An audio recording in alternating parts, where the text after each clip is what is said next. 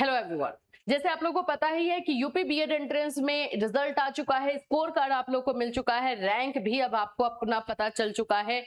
अब बात आ गई है कि आप लोगों को जो पता चले वो है कि काउंसलिंग काउंसलिंग का प्रोसेस इसमें होता कैसे है। तो आज हम इसी पर बात करने वाले हैं कि आप लोग का काउंसलिंग का प्रोसेस किस प्रकार से होता है, किस तरह से आप लोग को करना होता है, और साथ ही साथ अगर आप यूपी से बीएड करना चाहते हैं तो आप हमसे कैसे जुड़ सकते हैं, वो भी चीजें जो है आपको इसमें बताई जाएगी। डिटेल से सारी चीजें बताई जाएगी, तो वीडियो को लास्ट तक देखिएगा। और अगर आप या आपके फ्रेंड कोई भी जो है एडमिशन लेना चाहता है तो हमसे कांटेक्ट कर सकते हो, और या ये वीडियो को आप उन तक जो है शेयर कर सकते हो। चलिए, सबसे पहले तो काउंसलिंग के प्रोसेस के लिए अभी जो है 2026 के लिए कोई नोटिफिकेशन नहीं आया है, राइट। वो 1 जुलाई से बोला जा रहा है कि स्टार्ट होगा।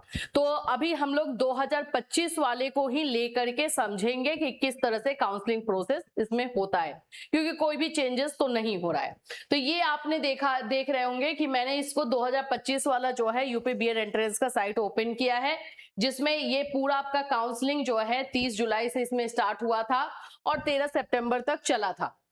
यहाँ पर आप लोगों को इस तरह का जो आप लोगों का साइट है यूपी बीएड एंट्रेंस वाला, उसमें आपको इस तरह से लिख करके आएगा फॉर यूपी बीएड जेई 2026 रहेगा, ऑनलाइन काउंसलिंग फॉर्म। यहाँ पे रहेगा click here to counselling login, और यहाँ पे काउंसलिंग स्केड्यूल रहेगा, काउंसलिंग के लिए गाइडलाइंस रहेगा, यहाँ पे कॉलेज को लॉगिन करने के लिए और सीट कितने बची हुई है वो सब के लिए रहेगा। तो ये ऐसा ही इंटरफेस आप लोगों को देखने को मिले। तो रजिस्ट्रेशन प्रोसेस को हम स्टार्ट करते हैं। उससे पहले फ्रेंड्स, अगर आप लोग जो है एडमिशन लेना चाह रहे हैं और हमसे अगर आप जुड़ना चाहते हैं तो बिल्कुल कनेक्ट कर सकते हैं आप हमसे, और आप लोगों को जो है हम सारा डिटेल बता देते हैं कि किस तरह से आप हमसे जुड़ सकते हो, और आप हमारे थ्रू जो है कांटेक्ट कर सकते हो, और क्या क्या आप लोग को फैसिलिटीज मिलेंगी ये सारी चीजें भी आपको बताई जाएगी। तो चलिए, इसको भी डिटेल से थोड़ा सा हम समझ लेते हैं। देखिए, सबसे पहले तो मैं आप लोग को बता दूं कि अभी तक हमने जो है एक ही नंबर आप लोगों को दिया है अपने हमारे साथ कांटेक्ट करने के लिए।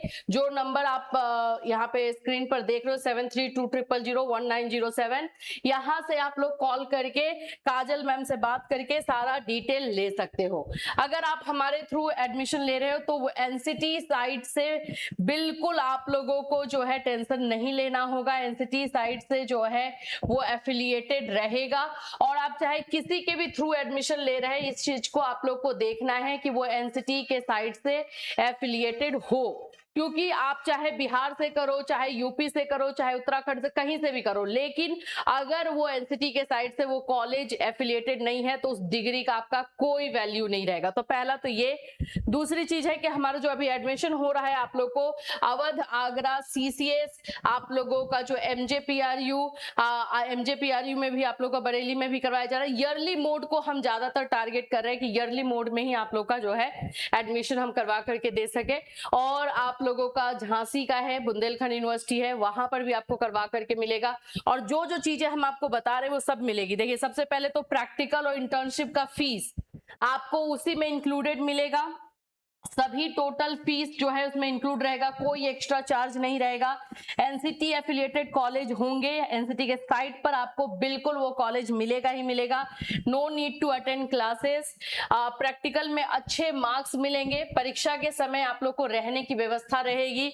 और बीएड के बैच, जो हमारा बैच चलता है, सभी ये सारे यूनिवर्सिटीज के हमारे क्लासेस जो है चलते हैं, पेड बैच चलता है, उसमें आप लोग को 50% का डिस्काउंट मिलेगा। तो ये सारी चीजें देंगे हम, जिससे आपको कहीं पे कुछ भी भटकना ना हो, ये ना समझना पड़े कहां से प्रिपरेशन करेंगे, कहां से मटेरियल मिलेगा, सब कुछ आपको एक ही जगह से मिलेगा। तो इसके लिए आप लोगों को हमारे इस ऑफिशियल नंबर पे कांटेक्ट करना है 7320001907।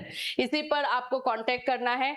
हमारा व्हाट्सएप ग्रुप का लिंक आपको डिस्क्रिप्शन में भी और हमारे जो कमेंट सेक्शन है उसमें भी पिन किया हुआ है, वहां से भी व्हाट्सएप ग्रुप में आप जुड़ सकते हो, ताकि और सारे इंफॉर्मेशन या फिर आपके जो भी क्वेरी क्वेश्चन रहे आप वहां पे पूछ सकते हो और उसको हम दूर कर सके।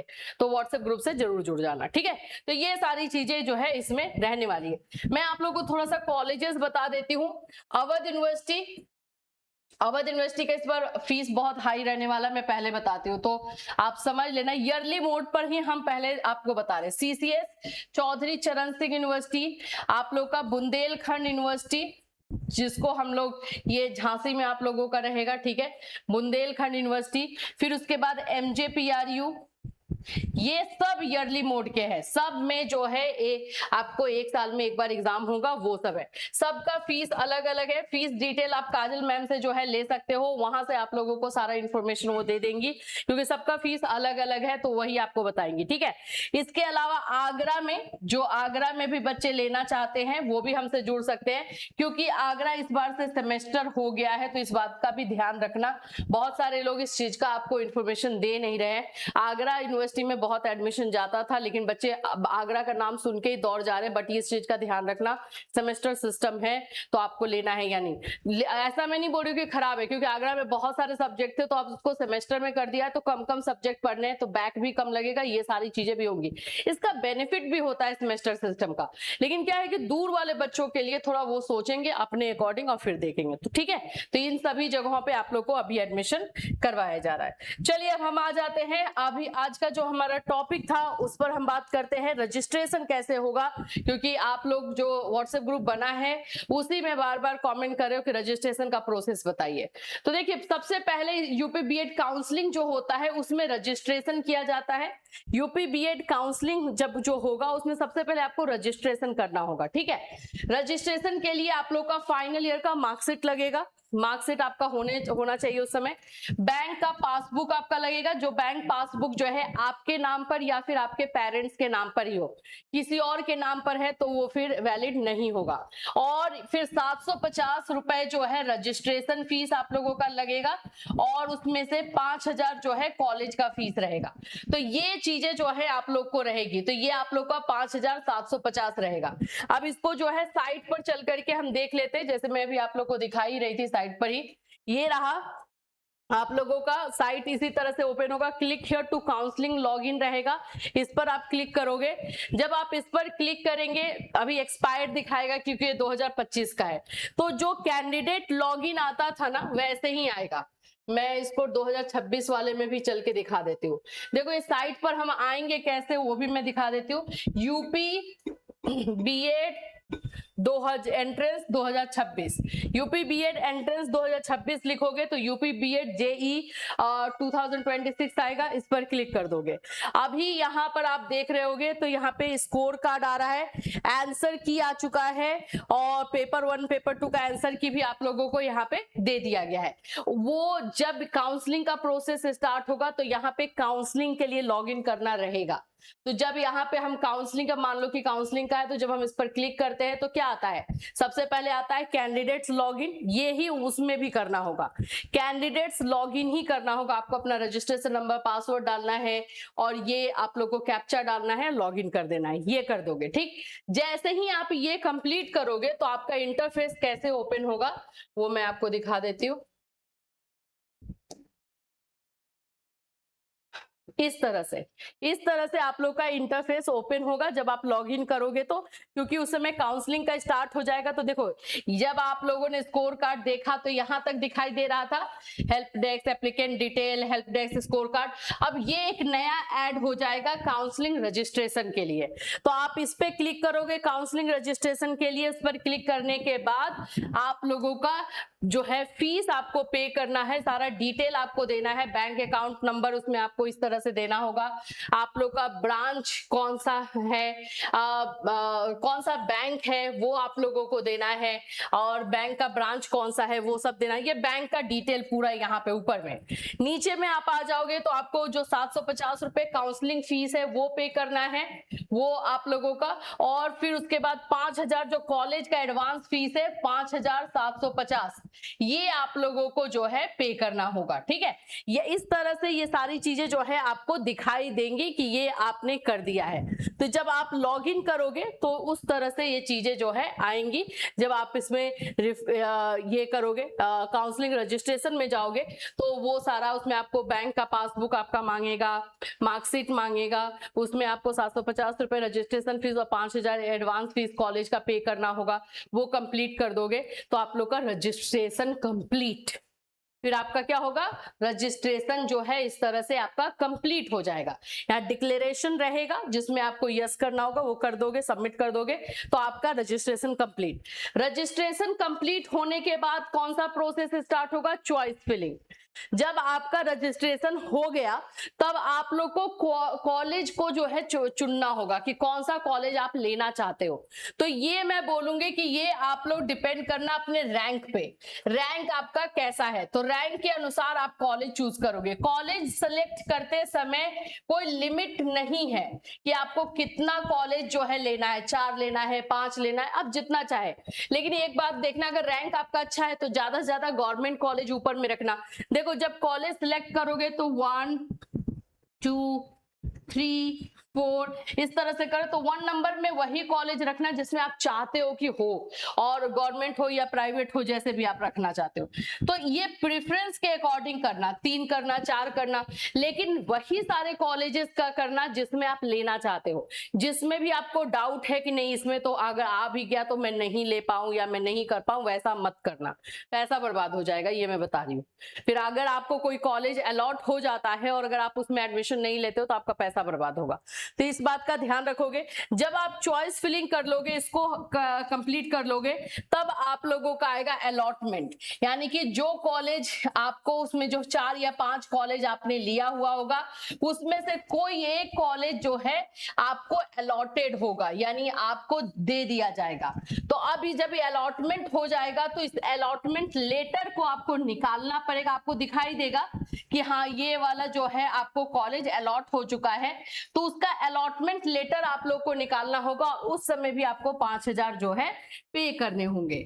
5,000 अलॉटमेंट लेटर के लिए भी आपको पे करना होगा। तो ये अलॉटमेंट लेटर ही आपके लिए सबसे ज्यादा इंपॉर्टेंट रहेगा एडमिशन के टाइम में, और आगे भी किसी तरह का आप स्कॉलरशिप या कोई आप फॉर्म फिल कर रहे हो ये दिखाने के लिए कि हाँ मेरा एडमिशन हुआ है, तो ये अलॉटमेंट लेटर मोस्ट इंपॉर्टेंट होगा, इसको संभाल के रखना है।